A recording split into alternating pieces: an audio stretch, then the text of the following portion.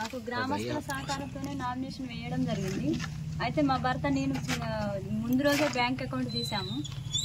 మేము నకరకల్లో ఉంటున్నాం. మా పిల్లల ఎడ్యుకేషన్ పరంగా వెళ్ళినాము ఈ సంవత్సరము.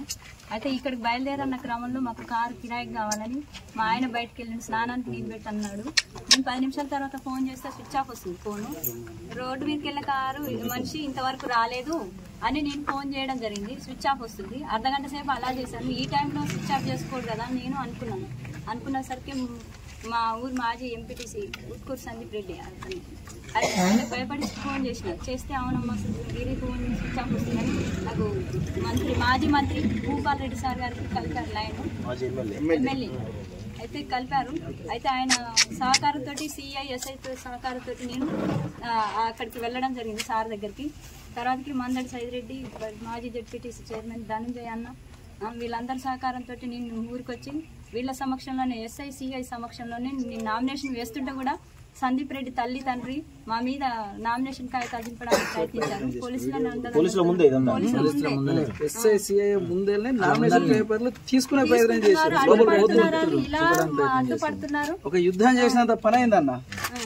అడ్డుపడుతున్నారు. అలాగే పోలీసుల సహకారంతో నేను లోపలికి వెళ్ళి నామినేషన్ వేయడం జరిగింది. వేసినాక కూడా మళ్ళా పోలీసులు ఎటువంటి యాక్షన్ తీసుకోవట్లేదు. ఆయన ఉదయం 9 గంటలకు పోయిన మనిషి సాయంత్రం 5 అయినా కానీ ఎలాంటి ఇన్ఫర్మేషన్ లేదు. పోలీసులు కూడా ఏం సపోర్ట్ చేయట్లేదు. అసలు నాకు నామినేషన్ వేస్తున్నా కానీ నాకు ప్రాణాలతో ఉన్నాడా సచ్చిండా ఆయన అసలు నేర చరిత్ర కలిగిన వ్యక్తి. అందరూ ఇదే అంటున్నారు కిడ్నాప్ అయిండు అని. అసలు మేము బతుకున్నాను అనేది కూడా నాకు అసలు సోయి తెలుస్తలేదు. అంత భయంకరంగా ఉంది. వచ్చినాక చూస్తే మళ్ళీ ఎస్పీ గారికి నేను కంప్లైంట్ ఇవ్వడం జరిగింది. నల్గొండ వెళ్ళాను నా పిల్లల్ని తీసుకొని. సార్ ధనంజయ్ అన్న వెంట ఉంది నాకు, మందడి సైదిరెడ్డి అన్నయ్య, మళ్ళీ నల్లమోతు భాస్కర్ రావు, ఇంకా మాజీ జెడ్పీటీసీ చైర్మన్స్ వీళ్ళందరూ కార్లో వచ్చి బెటాలియన్ కూడా ఉన్నారు నా ఎమ్మటి. అయినా సరే నా మీద అంతా అటాక్ చేసి నామినేషన్ చింపడానికి ప్రయత్నించారు. వీళ్ళ సహకారంతో మళ్ళీ నల్గొండకి వెళ్ళి ఎస్పీ గారికి నా కంప్లైంట్ ఇచ్చినాను. ఇస్తే ఆ సార్ నేను చూస్తా అమ్మ చర్య చేస్తా అన్నాడు. అప్పటికి నాకు ఇంకా ఎట్లాంటి భయం ధైర్యమే రావట్లేదు అసలు.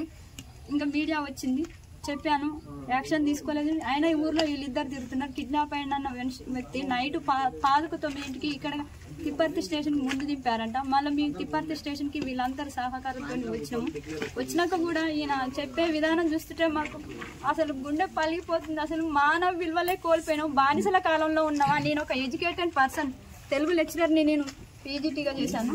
అయితే నాకు బానిసల కాలంలో ఉన్నావా? నిజాం ప్రభుత్వం ఇది మనుషులు అన్న విలువ లేకుండా ఉచ్చదాగి గ్లాసుల 4 మూత్రం తాగాలంటే మనిషికి హేయమైన పని. ఇలాంటి దుర్మార్గాన్ని కొడిగట్టి అసలు నేను నామినేషన్ వేస్తాను కూడా ఇంత గట్టిగా అసలు ఇప్పుడు గెలుస్తాను, నేను ఖచ్చితంగా గెలుస్తాను అన్న నమ్మకం ఉంది నాకు. ఊళ్ళో సహకారం కూడా ఉంది.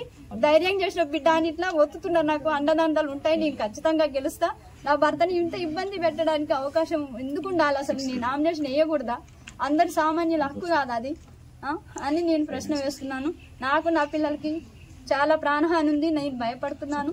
ముందు కూడా ప్రచారంలో భాగంగా నాకు రక్షణ కల్పించాలని కోరుతా ఉన్నాను. స్కూల్లో చేశాను సార్. రెగ్యులర్ టీచర్స్ ట్రాన్స్ఫర్ అయ్యారు. గెస్ట్ ఫ్యాకల్టీగా చెప్పాను సార్. ఇంకోటి ఏంటంటే ఇక్కడ యాక్చువల్ గా ఈయన ఏం చేసిన జనాలకు మామూలుగా చాలా భయంతో ఉంటున్నారు. వీళ్ళు మామూలు ఆయన ముందు రావడం కాదు, 1000 మంది వచ్చు కానీ భయం. ఫస్ట్ పోతే ఇప్పుడు ఏం లేదు, గవర్నమెంట్ పథకాలే సార్. ఆయన ఇంటి నుంచి పెడతలేడు కదా, ఏమన్నా కానీ ఎంకరేట్ దగ్గర పోయి బిల్లులు అయిపోతాయేమో. ఇప్పుడు మీరు తను వాళ్ళు కిడ్నాప్ చేసిన తర్వాత మీ ఇంటికి రావడం గానీ ఏమైనా జరిగిందమ్మా? ఎవరైనా వచ్చి ఏమైనా చేసారా? మీరు ఎక్కడెక్కడికి వెళ్ళారు? దాని తర్వాత ఎవరెవరిని సంప్రదించారు? మా భర్త లేడని మాజీ ఎమ్మెల్యే మంత్రి భూపాల్ రెడ్డి సార్ గారిని, మందడి సైదిరెడ్డి చైర్మన్ అన్నాయని, ధనుజ 3 రోజుల నుంచి మా వెంటే ఉండి మాకు రక్షణ కల్పిస్తూ అండదండలు ఇప్పిస్తున్నారు.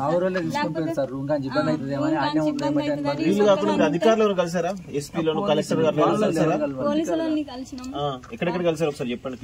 నల్గొండ ఎస్పీ కార్యాలయానికి వెళ్ళాం, తిప్పర్తి స్టేషన్ కి వెళ్ళాం.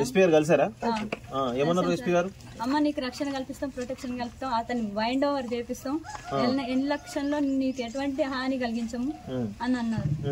తర్వాత తిరుగుతుండు స్వేచ్ఛగా. కలెక్టర్ గారు వచ్చిందంట, ఇక్కడనే ఉన్నాడంట. ప్రచారం కాదు సార్. నిన్న ఒకటి సార్, నిన్న తిరుమల మల్లన్న వచ్చిండు. అసలు ఏమైంది బీసీ మామూలు బిడ్డలని వచ్చిండు. ఒక 20 మందిని దగ్గరికి ఆయన తోటి లగ్గు బందరు తీసినావు, ఆ చెరువు డబ్బులు పెట్టి దానికి దాపిస్తుండు తినిపిస్తుండు ఏదో ఉంటది కదా సార్ కొంత. ఇక అట్లాంటి వాళ్ళని ఆడవాళ్ళని ఒక 10 మందిని బ్యాచ్ చేసిండు. వచ్చి ఆయనకే చెప్తావు మాకు చెప్పమంటే ఫస్ట్ ఇప్పుడు మీరు మామూలుగా అడుగురు డిబేట్లా, వాళ్ళు మామూలుగా వాళ్ళకి ఏమన్నా అవసరమా? ఇప్పుడు జరిగింది నాకు అన్యాయం, నేను వాళ్ళకైతే అన్యాయం చేయలేదు కదా ఒకట్లా. మామూలుగా ఇంకోటి నాకు పూర్తిగా వ్యతిరేకత భయంతో ఏడవడిపోతాం భయంతో. రూపాయి పెట్టకుంటున్నాం సార్, రూపాయి పెట్టకుండా ఆయనకి ఎన్నట్టు వస్తే నాకు ఎన్నట్టు వస్తుంది. ఇద్దరు ఒక్క రూపాయి కూడా ఖర్చు పెట్టొద్దు. గెలుస్తారమ్మా మీరు? నమ్మకం ఉందా? ఖచ్చితంగా ఉంది సార్. గ్రామ పెద్దలు ఒకటి ఆయన పైసలు ఎక్కువ పెడితేనేమో పైసలు ఎక్కువ పెట్టినా పెట్టకపోయినా కానీ మాక్సిమం వరకు 100 కొంత శాతం. రూపాయి పెట్టకపోతే మాత్రం ఎన్ని ఓట్లు పడతాయి సూర్య. రూపాయి పెట్టకుంటే బరాబర్ ఉండాలి, మేము ఉన్నకాడ ఉండాలి. 1 రూపాయి ఎన్ని ఓట్లు పడితే చూడండి. సామాన్యులు మీకు మా ఇల్లు ప్రకారం చూస్తుంటే రౌడీజం ఇలాంటి చరిత్ర ఏం లేదు సార్. మామూలుగా వెంకరెడ్డి అనుసర గారు ఎట్లుందంటే విపరీతంగా, మళ్ళీ ఈడ పాదూరి శ్రీనివాస్ రెడ్డి అని ఉంటాడు, ఆయన అట్లనే ఆడ కనీసం ఆడ బీసీ నేషన్ జనరల్ ఆడ పరిస్థితి ఏడనైనా బీసీలు ఏడని ఫస్ట్ నామినేషన్ వేయడానికి గోదావరిగూడెం ఆరుగూడెం మాకు 3 గ్రామ పంచాయతీలు ఇది ఎంపీటీసీ కాంప్లెట్. వాళ్ళు వేయడానికి వనికి లాస్ట్ రోజు వేసారు. మేము వేసినాక వెహికల్ వస్తే మా పోలీసు వాళ్ళు ప్రొటెక్షన్, 4 ఎమ్మెల్యేలు వస్తే నామినేషన్ వేసి రేడా 3 యునానిమస్ చేస్తే గిఫ్ట్ ఇస్తాను ఆయనకే.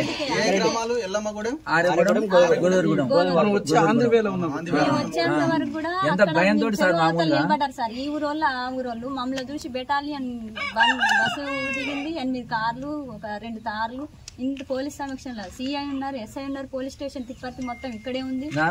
ఆయన ధైర్యం చేయట్లేదు ఎవరు. అక్కడ అందరు వచ్చి 5 o'clock దాకా ఫుల్ బిజీ ఉంది. అది గుడికాడ ఆగిరు సార్. గుడికాడ ఆగి ఇల్లు వస్తారు కాబట్టి అందరూ ఒకసారి మళ్ళీ పోతే ఇబ్బంది అవుతుందని పోలీసు వాళ్ళు పెట్టి ఉంది కాబట్టి వేద్దామని భయంతో మళ్ళీ వీళ్ళు ముందుగాలే 8 నెంబర్లు వేసుకుర్రు, సర్పంచ్ చేసుకుర్రు. మంచిగా వచ్చిన వేద్దామని మంచిగా నరుకుదామని చూస్తున్నారు. ఇక ఎవరికి చేయొద్దు. ఇనమ్మా నెంబర్లు సర్పంచ్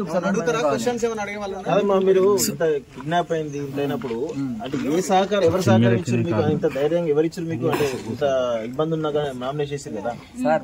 మేము ఒక చదువుకున్న ఎడ్యుకేటెడ్ పర్సన్, ఏంటంటే డిగ్రీ కంప్లీట్. మేము సరే పుట్టిన గడ్డ కోసం ఏదో మేము మా వంతు సహకారంగా మేము ఏం సంపాదించుకోవాలి ఆస్తులు పాసులు అని ఆ ఉద్దేశంతో అయితే మేము రాలేం. ఏదో మేము పుట్టిన గడ్డ కోసం సరే మేము ఈ గడ్డ కోసం నేను ఒక 10 years కబడ్డీ టీం మెయింటైన్ చేసిన ఓన్ గా. ఏమంటారు శ్రవణ్, నేను ఇంట్లో ఖర్చులు పెట్టుకుని నేను చదువుకునేటప్పుడే ఊరి పేరు కోసం ఉంది ఇనామస్ మెంబర్ ఉండి అప్పుడే అంతే పరిస్థితి. సర్పంచ్ పనులు చేయకపోయినా నేను నిలబెట్టి పనులు చేసిన సార్. మామూలుగా అడగండి మీరు. వాటర్ లేని పక్షంలో నేను కొన్ని అప్పు చేసి కూడా తెచ్చి మామూలుగా చేసిన రోజు. ఊర్లో మీరేమి ఏదో ఊరికే పోటీ చేసే వ్యక్తి ఏం కాదా? అంటే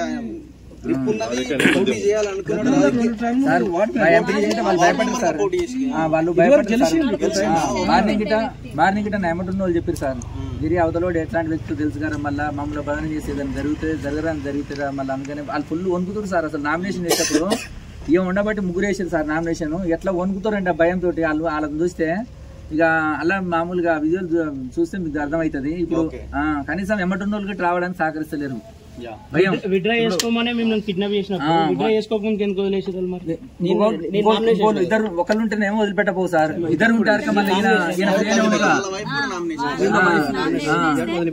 లేకపోతే వదిలిపెట్టబో. అంటే కేవలం ఇది నామినేషన్ వేసే ముందు రోజు నుంచి మీరు ఈ రిజర్వేషన్లు కేటాయించిన అప్పటి నుంచి ఇట్లా ఇబ్బంది పెడుతున్నారా మిమ్మల్ని? లేదు సార్, మాకు మామూలుగా నామినేషన్ ఇచ్చినాం కాబట్టి నామినేషన్ నైట్ కాంచే మాకు స్టార్ట్ అయింది. అంతమంది ఏం లేదు. ఆయన మేము మాట్లాడకపోయినప్పుడు సార్ వ్యక్తిగతంగా సార్ ఇప్పుడు నాదేమున్నదంటే ఏదో నా పని నేను చేసుకుంటా నాకు సేవ చేసి నాది. ఆయనదేమో ఓ ప్రొఫెషనల్. ఆయన మొత్తం నేనే ఈడ ఉండాలి, ఇంకోళ్ళు ఉండొద్దు. ఆయన రాసిను ఆ చెరువు ఉంది మామూలుగా ఎవరి గిట్ట మన చేపలు పట్టింది అంతవరకు ఇంటికి 2 కిలోలు తినేది. మన పట్టుకుంటూ కనీసం డైరెక్ట్ అమ్ముకుంటూ మేర్మానం ఉన్న వాళ్ళకి ఏమంటే కాక 4 5 10 మందికి అలా ఉన్నోళ్ళకి ఎచ్చుకుంటూ మంచిగా అమ్ముకున్నాడు. జస్ట్ వాళ్ళు రూపాయి వేయలేదు. అలాగే అది ప్రొఫెషనల్. ఇక మనం అన్నిటికీ ఎదురుపోయినాం అనుకో, వీళ్ళతోటి ఎడదట్టుకుంటాం. ఇక పృథ్వీరాజ్ గారు మాట్లాడతారు.